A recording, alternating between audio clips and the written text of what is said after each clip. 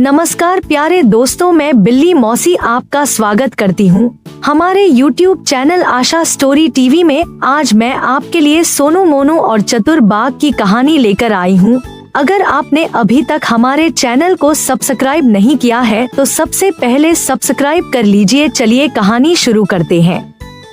बहुत पुराने समय की बात है। केवड़ा की नाल जंगल में एक बकरी और एक हिरण रहते थे।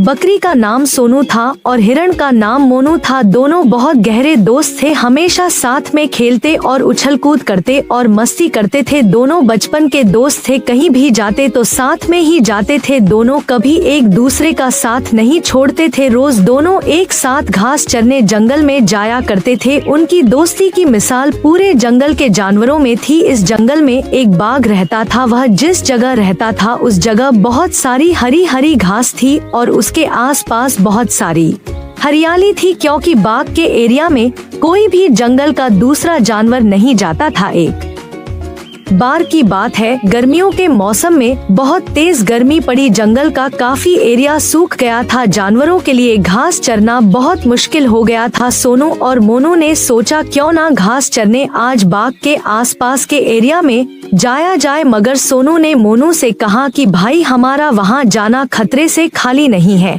अगर वहाँ बाघ हुआ और कुछ गड़बड़ हुई तो हम मारे जाएंगे। मगर मोनू बोला, भाई तुम चिंता मत करो, हम पहले चुपके से उस एरिया में जाएंगे। जब बाघ वहाँ से निकलकर शिकार के लिए चला जाएगा तब हम वहाँ जाकर घास खाएंगे और उसके आने से पहले वहाँ से निकल चलेंगे। सोनू मान गया और दोनों साथ उस एरिया में चल पड़े। जब वह वहां पहुंचे तो उन्होंने पाया कि शेर अपनी गुफा में नहीं है, वह शिकार के लिए बाहर गया हुआ है। दोनों ने भरपेट घास खाई और खूब मजे लिए, फिर वहां से चले गए। शेर जब अपनी गुफा पर पहुंचा तो उसने पाया कि उसके आसपास के एरिया की थोड़ी सी घास कम है। वह समझ गया कि कोई ना कोई जानवर यहाँ आकर घास खा कर गया है। अगर कोई जानवर आया है तो कल भी आएगा। अब मुझे शिकार के लिए कल बाहर जाने की जरूरत नहीं पड़ेगी। मैं चुपके से कहीं पीछे छुप जाऊंगा। जैसे ही वह जानवर घास खाने के लिए आएगा मैं उसे मार दूंगा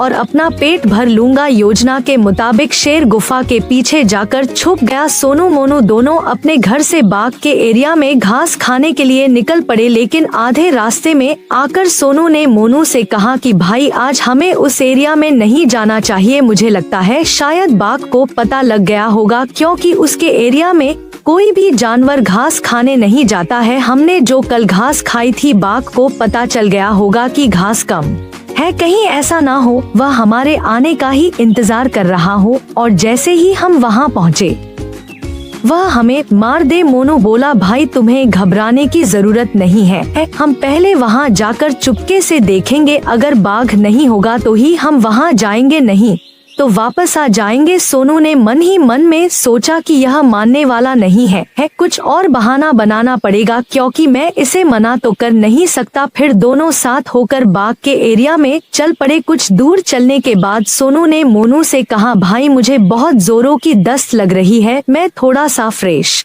होकर आता हूँ। तुम वहाँ पहुँचो, मैं तुम्हें कुछ देर बाद वहीं मिलता हूँ। मोनू ने कहा, ठीक है भाई, तुम फटाफट फ्रेश होकर आ जाओ, मैं तुम्हें वहीं मिलूंगा। फिर दोनों अपने अपने रास्ते चल पड़े। जैसे ही मोनू बाघ की गुफा के पास पहुंचा और घास चरने लगा, शेर ने पीछे से आकर उस पर झपट्टा मार दिया और उसको अपने पैरों के नीचे दबा दिया और वही उसके प्राण निकल गए। कहानी से सीख, हमें कभी भी लालच नहीं करना चाहिए, क्योंकि लालच बुरी बला है। अब जल्दी से आप हमारे चैनल को सब्सक्राइब कर लीजिए। अगर वीडियो अच्छी लगी हो तो लाइक कर लीजिए।